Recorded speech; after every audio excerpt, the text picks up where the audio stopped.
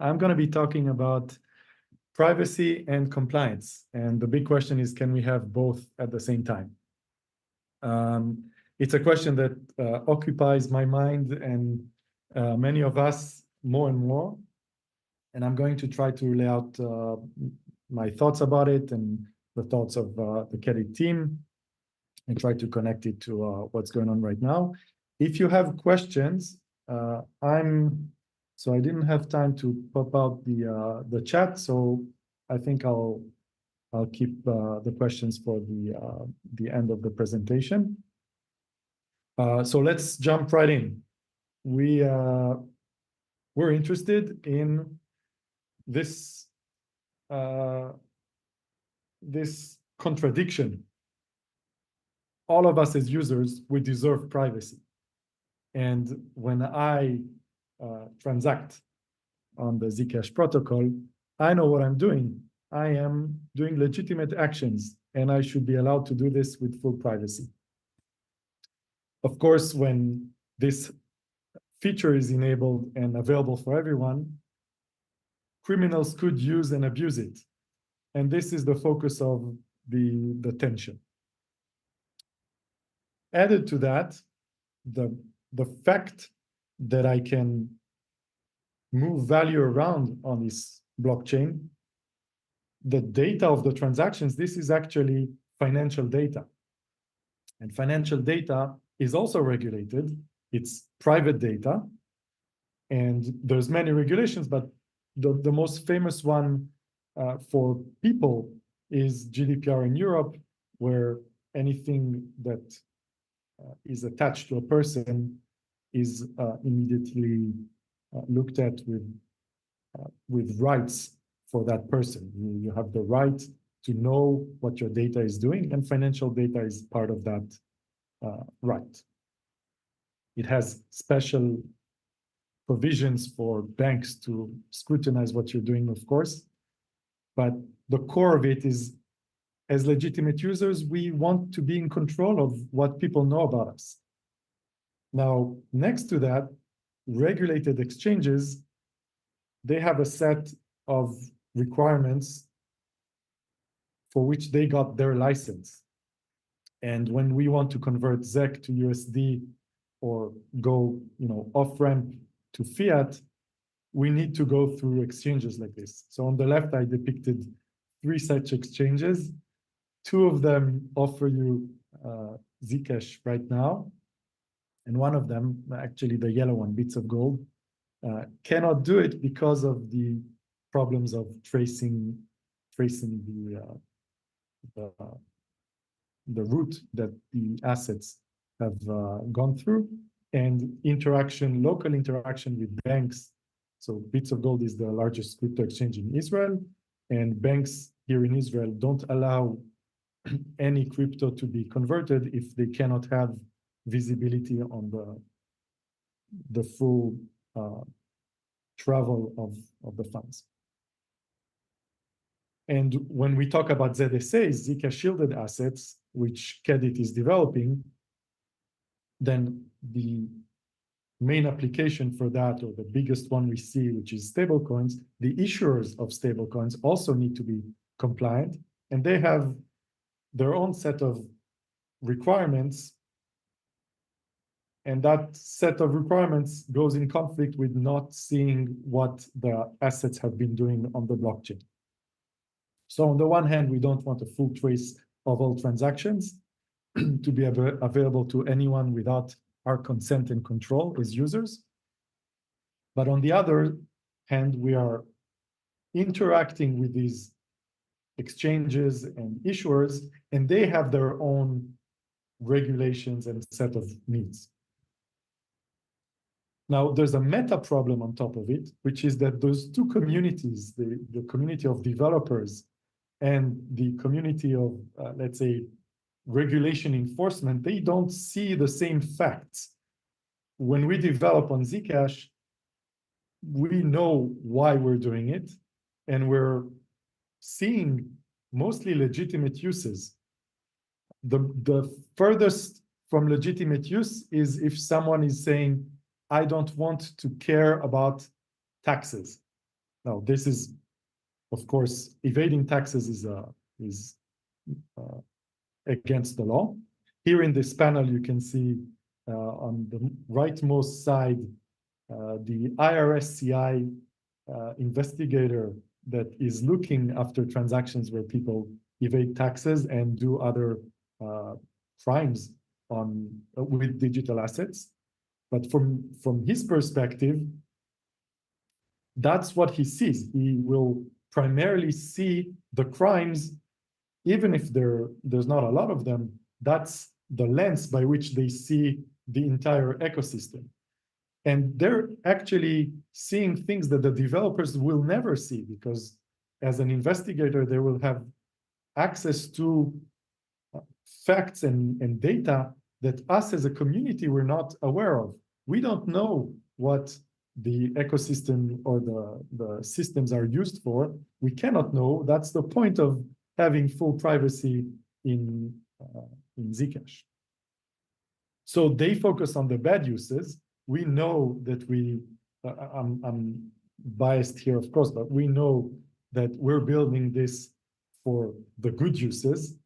And we're actually vocal as a community, and we should be even more vocal about the fact that we don't want bad uses of privacy on this network. But the numbers, the data is not shared. So we don't really talk the same language. What you're seeing here is an attempt to try to bridge that gap by approaching the regulators. Here, this was in Washington, and talking about this discrepancy between how they perceive the ecosystem and how we perceive it. And this is not going in a good direction currently. The last move was to put a focus on Samurai Wallet and wallets that have increased privacy, sometimes referred to as mixers. These are the big change is looking at developers of software that are building these wallets and deciding that this activity of developing the software is not something that complies with the law. Now, this is I won't get into the specifics because it's fresh and there's a lot of debate and there's counter arguments that are being brought by the entire community. Was frankly shocked by the last moves. What we should pay attention to, though, is what are we trying to achieve with the software we're building? And if it's an established fact that the software main purpose is facilitating transactions that we somehow know by some fact, we know that those transactions are not legitimate, then of course, we should stop developing features that facilitate non-legitimate use of privacy. And we should certainly not encourage anyone. I'm speaking as a participant in the Zcash community. We should not encourage anyone who wants privacy to join, including those that you have a strong suspicion to believe that they would use it for clearly bad things. I don't know, no one has the whole facts about this particular case with Samurai Wallet, but I think that it puts the entire field in not at ease. And I can see consequences already with ECC asking themselves, do we want to develop a wallet? Also, do we want to have dev fund payments to ECC directly from Zcash? And those questions are we have to ask ourselves as a community, how do we approach the this heightened tension from such moves? And I want to repeat, I believe that this is a complete misreading of what it means to develop software and what it means to run distributed projects. But I think that we have to face reality, which is that's the current spirit right now for anything that has to do with privacy. So the message needs to be clear. We need to find a way to demonstrate that the privacy that we're meaning is the legitimate type, the one that serves users to protect their financial data, and that we're not accepting in our community bad uses, and we help those actors that are in between the exchanges, the stablecoin issuers, we help them get onto this network, this ecosystem that we built, with tools that allow them to be compliant. So the big question here is, what can we do? Now, QEDIT is specifically developing. I didn't introduce myself in the beginning. I'm Jonathan Rouach, CEO and founder of QEDIT.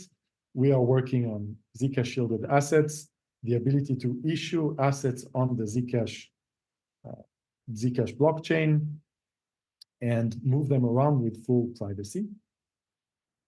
And one of the big use cases of ZSAs is stablecoins. And so because each asset that is issued is a separate thing, you can have, you de facto have an opt-in mechanism. People can decide not to use an asset if they don't like how this asset is managed and the level of privacy they get from interacting with a particular asset. On the left, you can see bills, which is the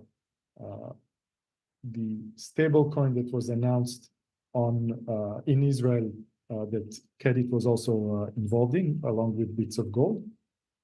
This is where we see the need for stablecoins, where we're at the forefront of this ecosystem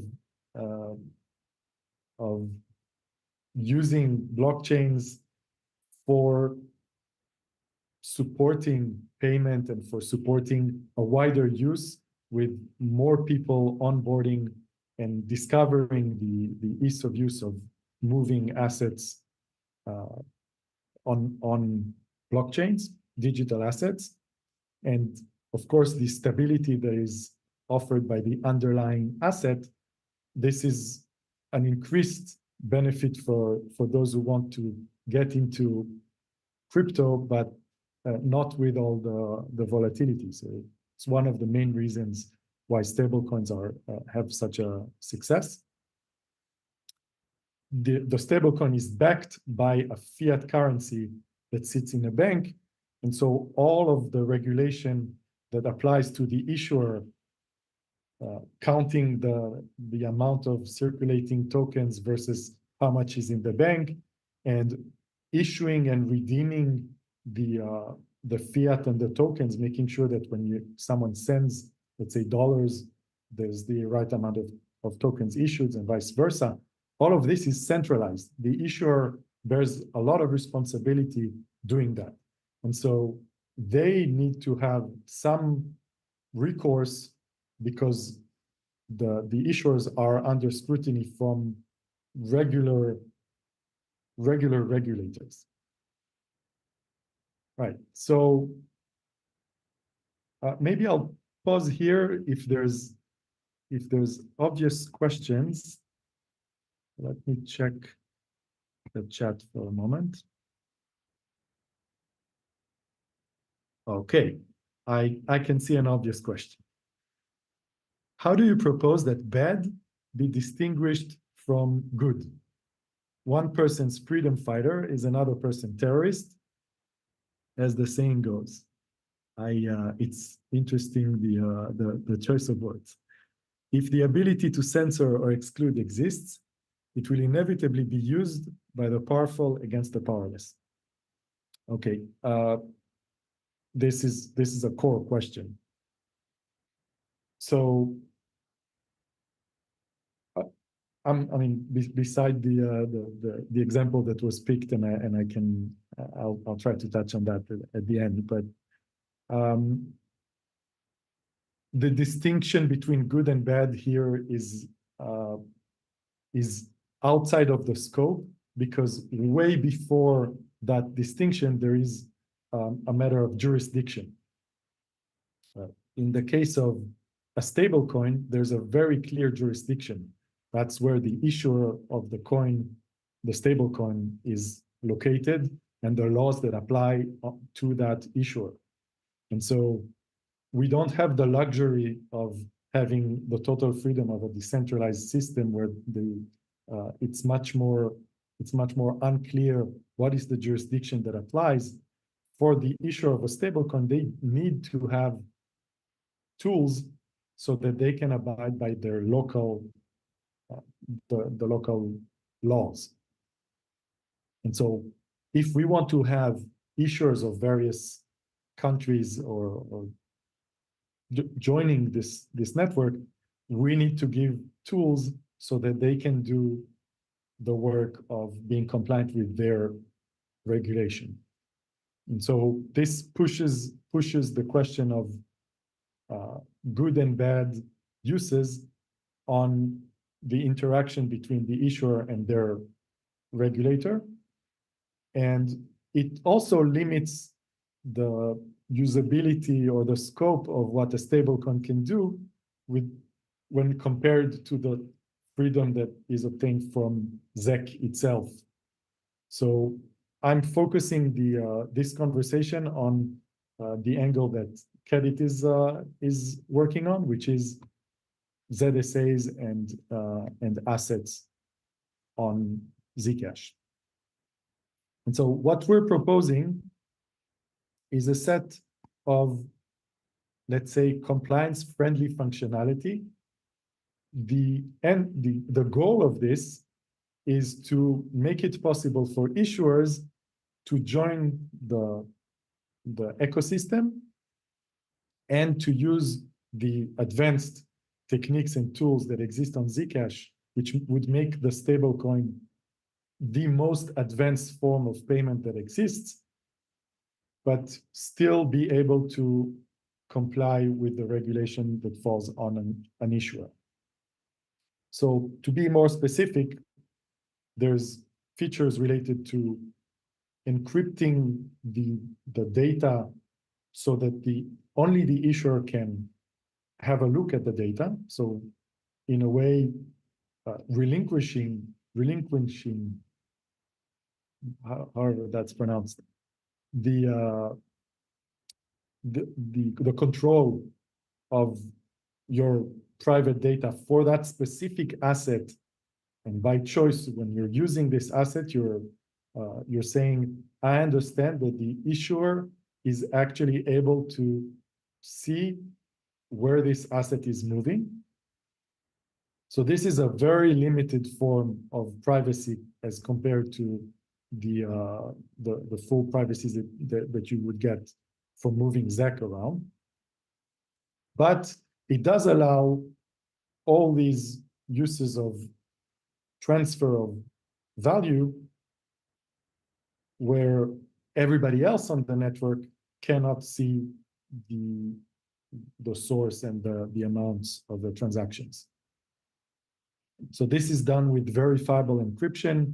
It's very interesting technologically speaking, but it's also a very innovative way to approach stablecoin issuance on such an advanced system as Zcash. This hasn't been done in the past, and it introduces a new work point for stablecoins and the question of how do you deal with the burden of this data now that the data is not available for everyone, but only for the issuer? There's very interesting questions there. The other smaller, let's say, features are standardizing a way to add identity on the memo of the transaction. And of course, this is again opt-in. You decide how you which asset you want to interact with, and if that asset allows it, you can put a form of a derivation of your identity in the memo, so that when you interact with exchanges, you can demonstrate that those funds that you just sent are yours, and answer questions, let's say compliance questions from exchanges, with cryptographic proof of your answers, as opposed to revealing everything as is done with transparent blockchains. So this is an important one, and there's actually changes in the memo field that support that. And another feature is the ability to refuse a transaction. So if you don't know where funds came from, or if you need to do verifications until you finally can accept and make final a transaction, there's we require a feature of refusing transactions, or the opposite, actively accepting transactions. This is useful for payment systems where you get a notification that you got paid, but you might decide that either it's the wrong payment, or you refuse to accept the payment for various reasons.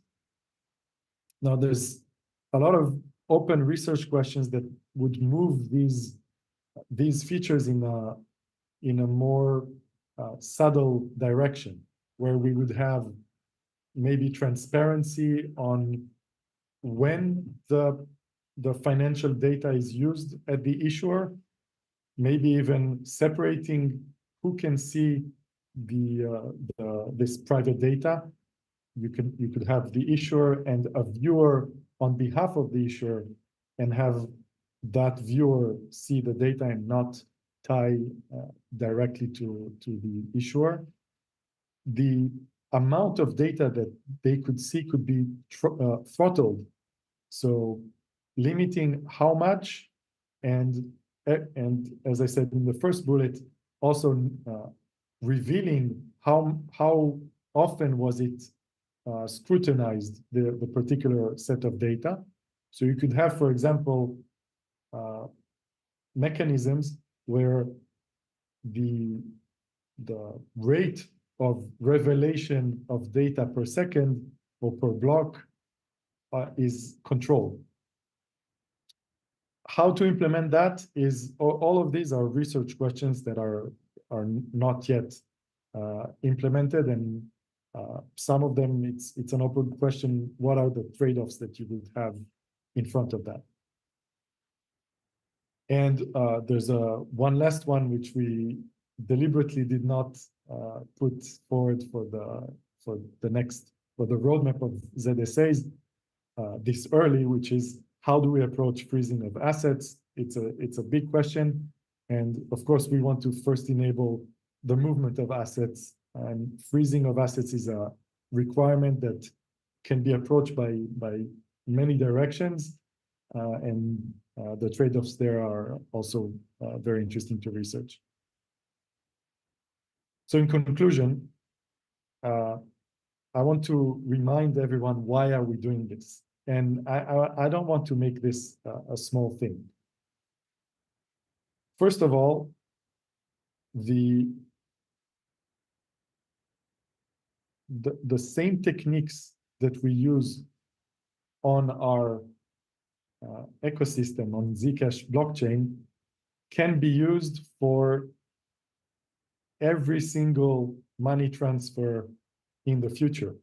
And I strongly believe that there won't be money that without very strong privacy embedded into that money system. of course, we all believe that money will be digital because we've seen how it works and understand the benefits. But you can see here Yoav Sofer, who's the person in Bank of Israel, demonstrating to the ZK proof community, the community of researchers standardizing zero knowledge, explaining to them why he believes that privacy is important for digital cash, and that it's a matter of debate in a society where to put the thresholds, but it's clear that when you transact, you should be able to decide who sees the data. And I think there's an underlying assumption here that is even stronger. Why is this a big necessary effort to find the balance between privacy and compliance for humanity? Why is it so important? There's an inherent human thing about transacting and functioning in the digital world, something that is difficult for humans to comprehend, which is when you leave a trace digitally, it's there forever. And we all sometimes make mistakes. We all can believe one day that something we're doing here is worth doing, and then later realize late that this transfer, whatever activity was in the past, well, that was a mistake, and future self would have wanted past self and past mistakes to be removed from the public record. And it's very human to want to have the ability to take risks and have the right to be wrong. Of course, sometimes the judgment of others is, in their eyes, they believe that you've done something wrong. And it's also very human to not give the ability of anyone anytime in the future to judge your every single thing that you're doing. So we're not adapted as humans to think of all the consequences of every single thing we do in a form or in a context where it's all immutably saved forever. And now with the ability of advanced systems like AI to scrutinize everything and to extract consequences or readings from all of the past digital traces, this is not something that humans are meant to deal with. We have, if this is paralyzing to all of us, and many of the Zcash users, what they love the most about this ecosystem is the fact that they can experiment and move things around without even having to have the mental burden of thinking of, when I moved these numbers from left to right, was there a tiny tax consequence, or is there any law on the planet that I just broke for someone from performing an action on a blockchain? So, of course, we all would want to be able to be in a world where that is adapted for the human way of doing things. And we all understand that there's clear examples of wrong and evil, even when in times where it's debated there's extremes where there's agreement, and the ability for us to be able to accept the good uses and to offer tools to remove the bad ones, I think it makes Zcash a robust place.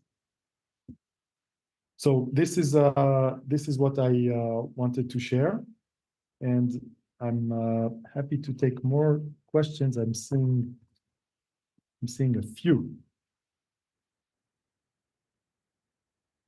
Right.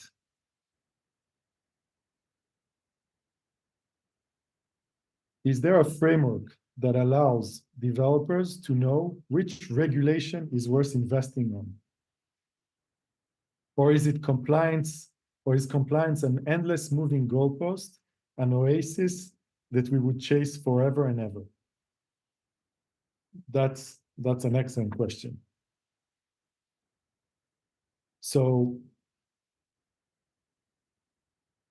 I don't know if we will ever develop in Zcash systems that reach the oasis of compliance, in the sense that I'm not familiar with any institution in the world that can take these techniques and actively bless them. It's the actors that interact with Zcash that have some more defined sense of compliance and a more pragmatic, down-to-earth set of rules that serve as a target. So what we should be trying to do, I believe, is invite those actors that act as in between the general, governments and general population and the blockchain system. We should make sure that what we're building has tools for those actors that want to be compliant to do so, and sends a signal to those who wish to misuse the blockchain for nefarious purposes to go elsewhere. Okay. Another question. Limiting the rate of revealing information seems not to respond to an existing regulation. A regulator could argue that you must reveal all the data about sanctioned addresses regardless of the rate, and then you would have a conflict between the technically enforced policy and the regulation. Yeah, so I think this conflict between what's technically there and the regulation will pop its head in many different places. So what we should try to achieve is sufficient pragmatic outcomes, meaning what we exploit here is the fact that most of us as users and as stakeholders of the Zcash ecosystem, a vast majority realizes that Zcash is used for good purposes and wants this ecosystem to be used for good purposes. So we can leverage the fact that we count on each other to somehow find the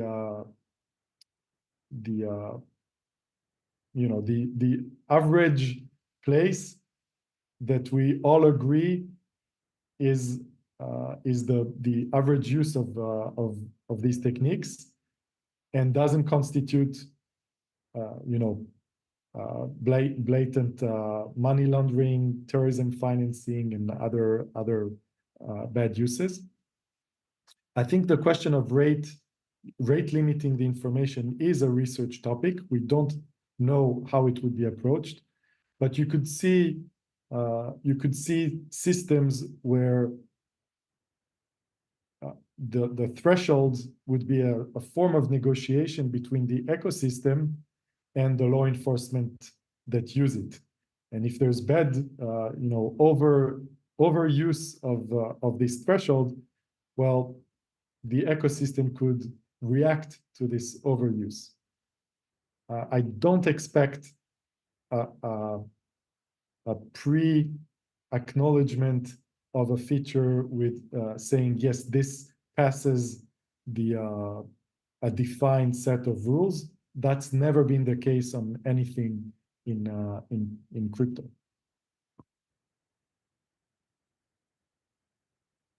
Okay, another question. Should compliance protocols treat regulators as potential adversary against which security and transparency properties must be enforced?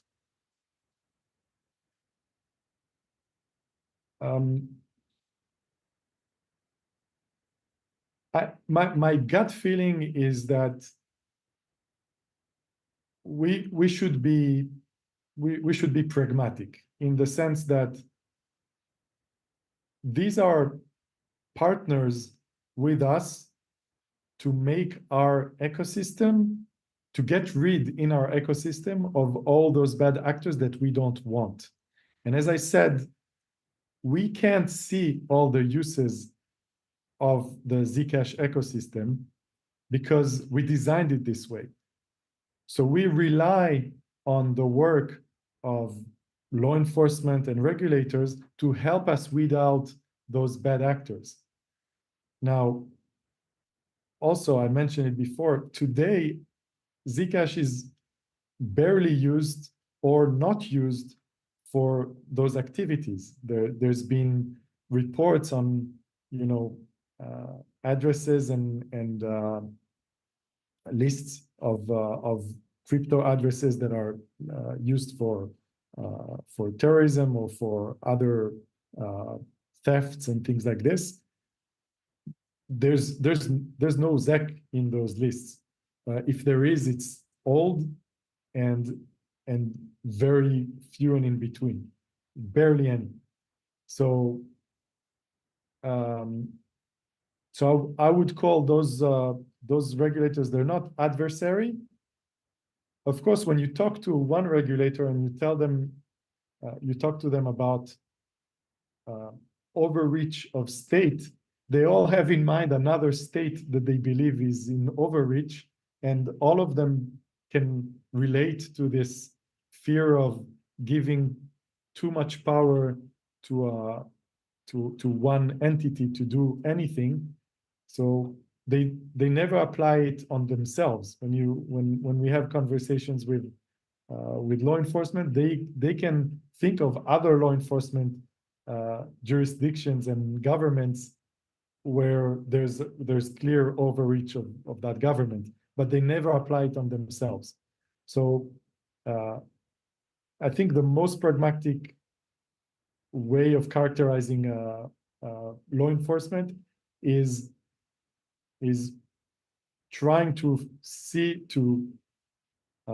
use the fact that they have a mandate to seek criminals and facilitate weeding out of criminals as much as possible,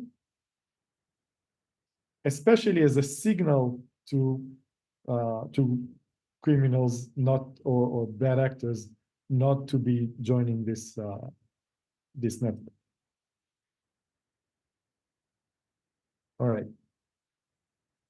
Other questions? I'm by the way, this is recorded, and I expect the bulk of questions to come afterwards. So if you're seeing this not live, you can still ask questions, and I will try to revisit and answer as I can. With whatever answer I think is best at the time, but I don't really have all the answers. What stops a regulator from saying you clearly have the technical capability to add compliance for ZEC because you added it for other assets? This undermines your argument of just providing neutral infrastructure. Add compliance for ZEC now or we'll shut you down. Well, arguably, first of all, we need to propose to the Zcash ecosystem directions and features and then collectively it can be accepted or not, and it's not in the hands of a particular company or person where Zcash is going. So I strongly advocate for sending those signals on in those places where we're already in regulated territory. So stablecoins are clearly regulated territory because the underlying asset sits in a bank that's regulated. So I think it's something that is straightforward to accept as a community, because we're not talking about undermining anything in the system. We are inviting stablecoin issuers to use these augmented facilities, these strong privacy facilities, and still be able to work with regulation. I don't know if that answered the question fully. Okay, we're going deeper in the rhetoric. So, if the backdoor-like compliance functionality is introduced, won't it make all issuers afraid of not enabling it, effectively making it mandatory? Yes. Next question. I think the longer answer is, if you're a stablecoin issuer, you probably need to look at the regulatory environment to be an issuer, and part of you're under a regime that's much more strict than any feature that we would add on Zcash. So the functionality that we would be adding is signaling to stablecoin issuers, this is a great ecosystem for you, and you by joining this ecosystem, you would be you would serve your clients and have them give them a much stronger service of payment and value transfer with full privacy. But I don't see an alternative for a stablecoin issuer not to be. How can they be an issuer if they don't already are, if they're not already under a pretty strict compliance regime? And I didn't bite the backdoor lack compliance. It's not a backdoor. It's front and center. You are relinquishing. I can't say this word. You forego your unfortunately your privacy versus the issuer. But in a way, the moment you started using those coins, somewhere along that chain, when somebody wants to redeem the coins from the issuer, they need to show the issuer that the coin traveled in legitimate places. So it's an inherent property of stablecoins that today with the scrutiny that they undergo, it's an inherent property that they need to verify everything. So it's not a backdoor, it's the ability to interact with stakeholders that have this kind of regime. Okay, I think I answered all the questions as best I could. This is I think it's a very important topic for our community. At QEDIT, we see it as something front and center, because the impact on all of us is huge. This is what money will look like 5, 10, 20 years from now, and Zcash is the place where this is born. So we really see it with with the seriousness that comes with this statement. Oh, and one cherry. Will Bits of Gold launch the first stablecoin on ZSA? So thank you for the question. Bits of Gold is currently in a pilot for a stablecoin on another ecosystem. I think that there's the day we can adopt these techniques in Bit, or the day we can onboard on Zcash and serve the Zcash ecosystem with a stable coin, we will probably have reached a level of maturity of features where many stable coins in many different regions will already be on Zcash. Unfortunately, in Israel, we're a little bit late on those aspects. Thank you again for having me, and thanks everyone for organizing such a great event. I look forward to see the rest of the sessions.